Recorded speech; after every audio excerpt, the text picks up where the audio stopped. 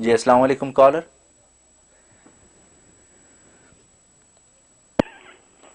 جی فرمائیے. آپ اپنی ٹی وی کی آواز بند کر دیجئے، آپ کی آواز یہاں پر آن ہو چکی ہے، آپ فرمائیے.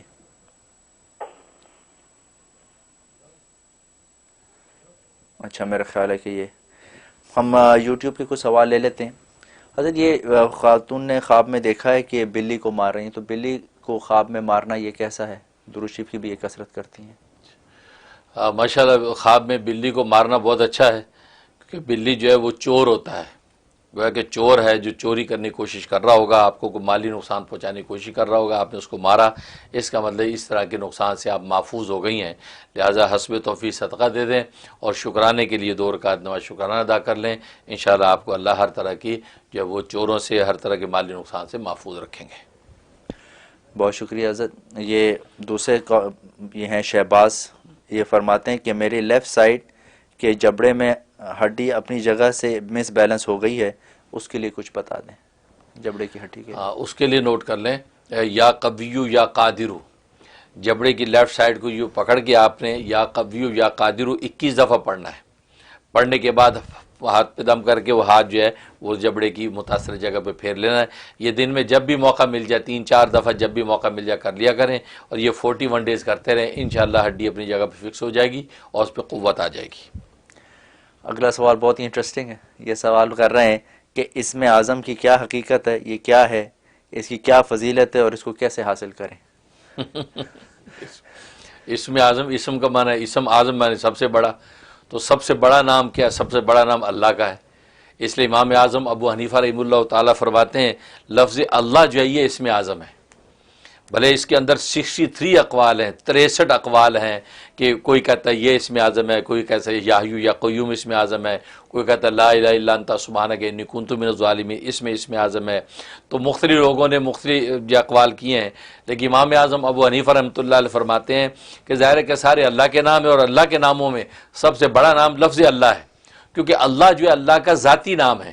باقی جتنے نام ہیں وہ صفاتی نام ہیں، اور اللہ کے صفاتی نام ایک تو وہ ہے کہ جو قرآن کے گتوں کے پہ لکھے ہوئے ہوتے ہیں 99، وہ مشہور نام ہے. علامہ سیوطی رحمہ اللہ تعالیٰ فرماتے ہیں ایک روایت کے مطابق 5000 جو ہے اللہ کے صفاتی نام ہیں، اور ایک روایت میں فرماتے ہیں کہ 35,000 صفاتی نام ہے اللہ تبارک و تعالیٰ کے. تو ان میں سب سے اعظم جو ہے وہ کون سا ہے؟ تو اسم اعظم.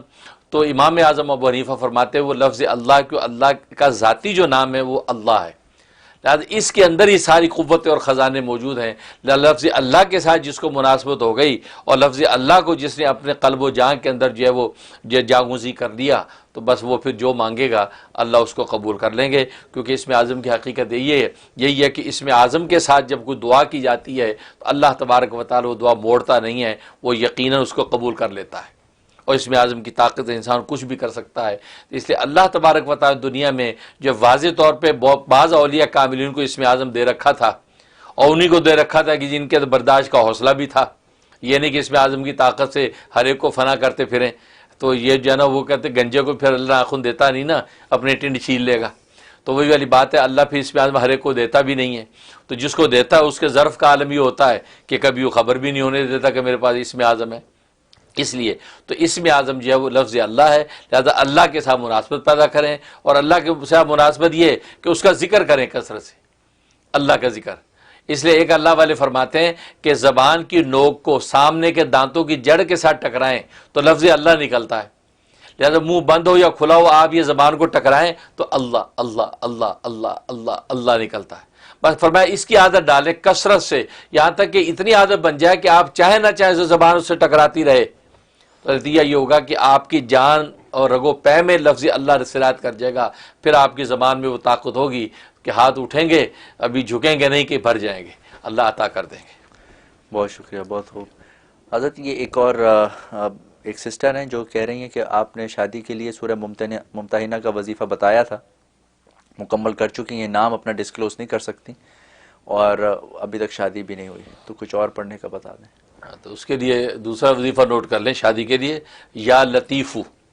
عشاء کے بعد یا لطیفو 1111 مرتبہ پڑھنا ہے، اول آخر 11 مرتبہ درود شریف. درود ابراہیمی پڑھ سکتے ہیں. تو یہ پڑھ کے آپ نے دعا کرنی ہے اور سامنے 11 کالی مرچیں رکھنی ہیں ثابت.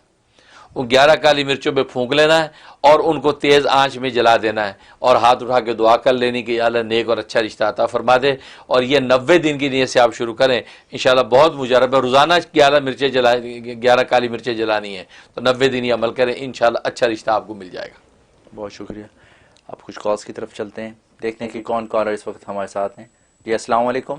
جی وعلیکم السلام ورحمۃ اللہ وبرکاتہ، اور آپ کو اور مفتی صاحب کو بھی بہت بہت السلام علیکم. میں ایسٹرن سے بات کر رہی ہوں، مفتی صاحب کی مرید. مجھے ایک خواب سنانا ہے اور مفتی صاحب ابھی جو ایک وظیفہ بتا رہے تھے سورت کا، تو اس کی اجازت چاہیے.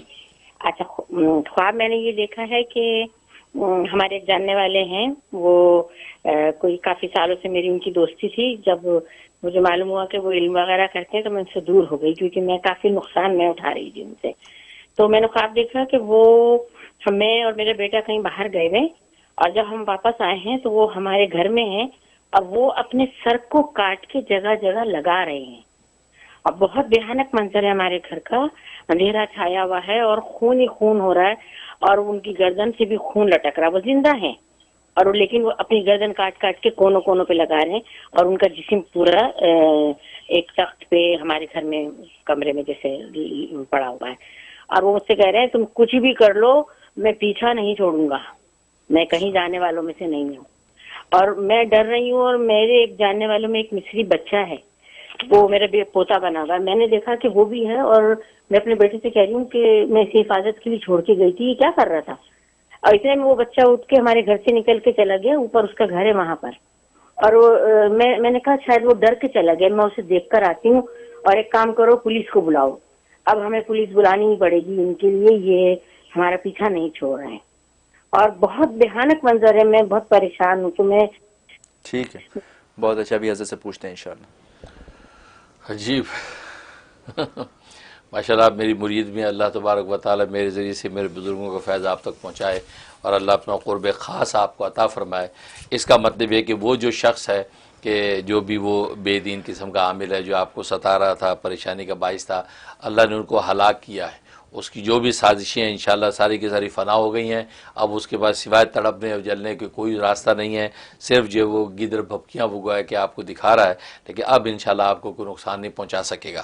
لہٰذا اس کا اس طرح کٹا ہوا ہونا اور اس کے ٹکڑے ٹکڑے سر کے ہونا، یہ سب علامتیں اس بات کی کہ اس کی سازشیں ساری فنا ہو گئی ہیں، اور اللہ تبارک و تعالی اس کا جو شیطانی دماغ تھا اس کو پارا پارا کر دیا ہے. لہٰذا آپ جو بھی معمولات کر رہی ہیں، جو دعائیں پڑھ رہی ہیں، وہ پابندی سے کرتی رہیں.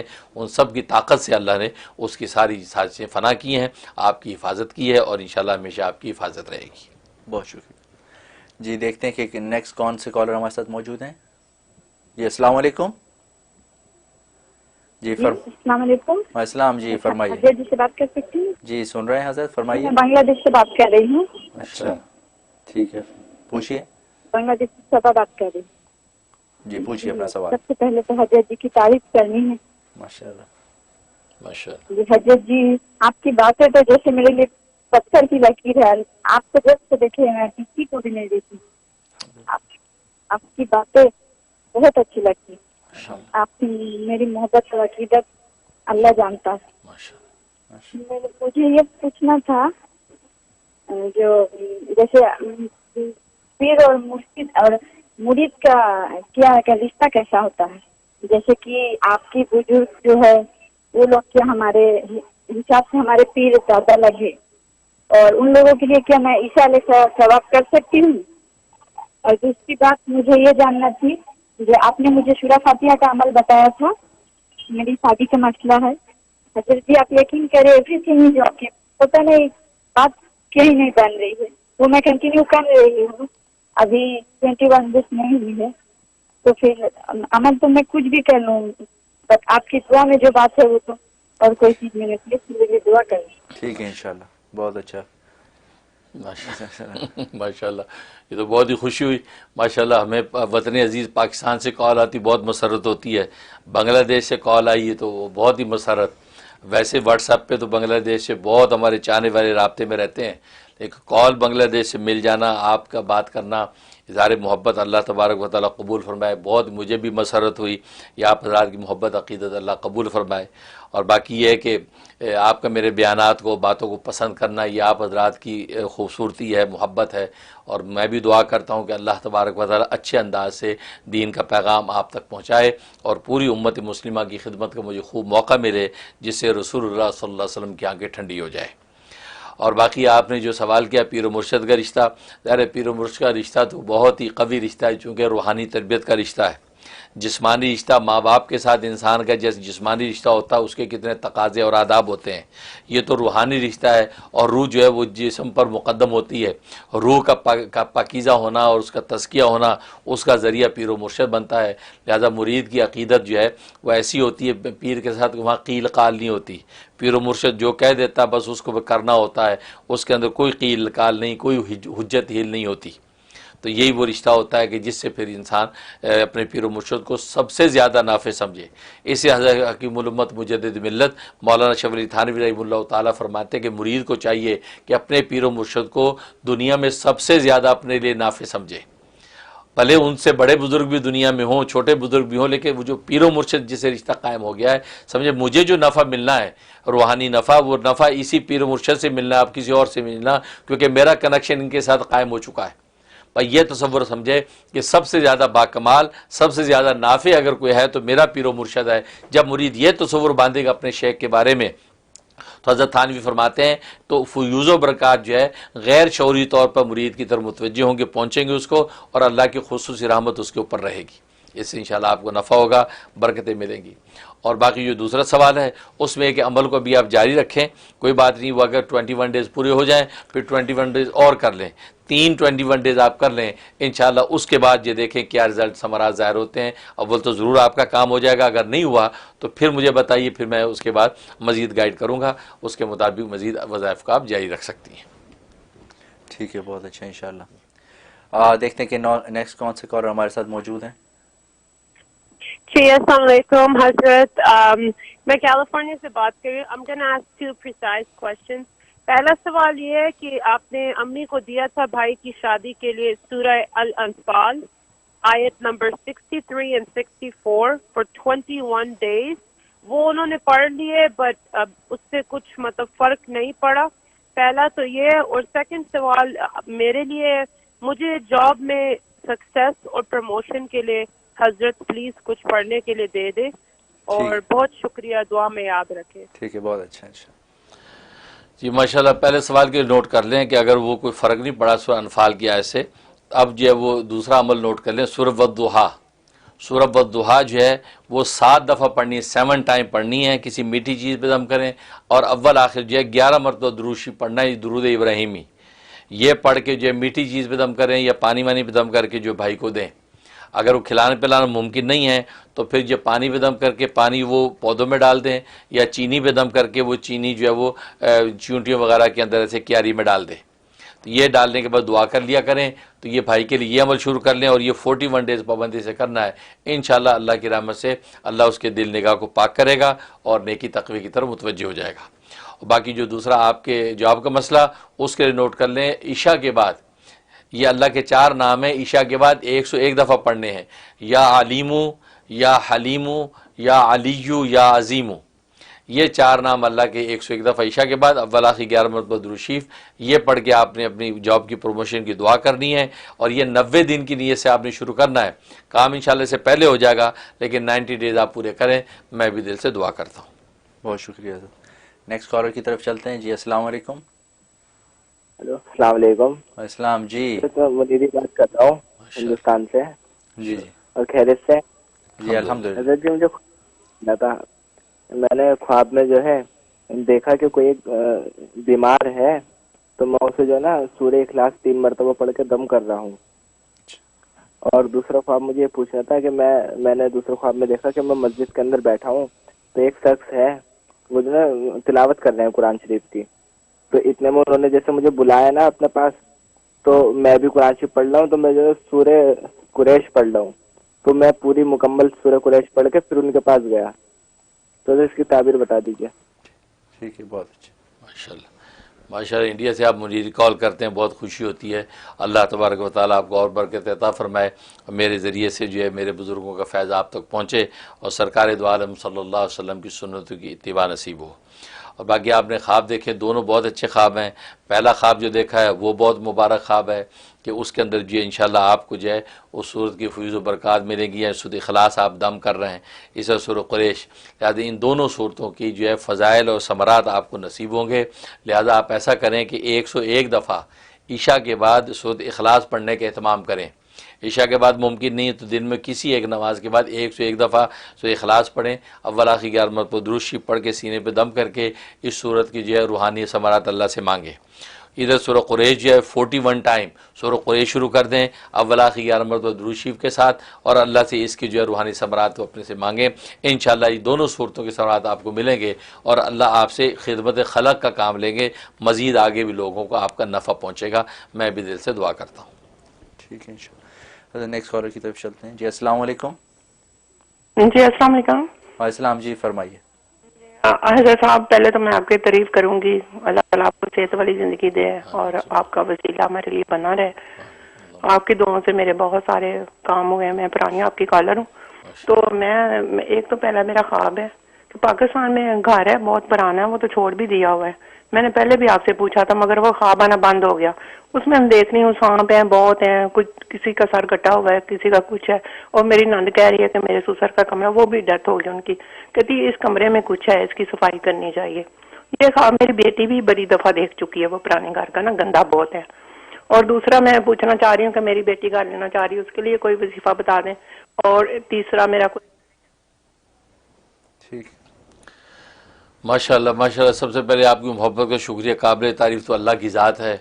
इंसान जो मिट्टी का बना हुआ है, नापाक का पानी के कतरे की पैदावार हो, क्या काबिल तारीफ़ होगा। ये उसकी सतारी के पर्दे हैं जिसने हम पे तान रखे हैं, जिस वजह से जो है ये हम जो है ना वो इस काबिल हैं कि लोगों के सामने अपना मुँह कर सकें। बाकी आपकी मोहब्बत हुस्न ज़न अल्लाह मुझे वाकई जो है वो इस काबिल बना दे कि आप हज़रात की सही खिदमत कर सकूं, और ख़ास तौर पे सरकार दो आलम सल्लल्लाहु अलैहि वसल्लम की दीन की इशाअत और दिफा इस्लाम और ख़िदमत खल्क़ का काम अल्लाह ताला मुझसे लेता रहे। अल्लाह आप हज़रात को बरकतें दे। जहाँ तक पहला ख्वाब देखा है, इसका मतलब ये है कि जो भी जादू टोने सांप कटे हुए हैं, कुछ सही हैं, इसका जादू टोने जो हो रहे थे वो जादू टोने इंशाल्लाह फ़ना हो रहे हैं। और उस घर का मतलब है कि उस घर में से ही कि ये शुरू हुए होंगे, उस वक्त जब रहते होंगे तो कोई ये दुश्मन ऐसी हरकत कर रहा होगा, लेकिन उसमें इंशाल्लाह आप हज़रात की हिफाजत की अलामत है। और इंशाल्लाह आप जो है 19 दफ़ा आयतुल कुर्सी का एहतमाम रखें मगरिब के बाद, इंशाल्लाह हर तरह के जादू टोने से आप लोग महफूज रहेंगे। और उसके बाद बाकी आपकी बेटी के हवाले से उसके लिए जो है आप नोट कर लें सूरत बनी इसराइल आयत नंबर 80, ये 101 दफ़ा जो ईशा के बाद पढ़नी है। अव्वल आखिर जो है 11 मरतबा दुरूद शरीफ, और ये 41 डेज़ ये अमल कर लें, इंशाल्लाह अल्लाह की रहमत से उनके जो भी मामलात हैं वो अल्लाह जो है तय कर देंगे। बहुत शुक्रिया। अब नाज़रीन, इस वक्त एक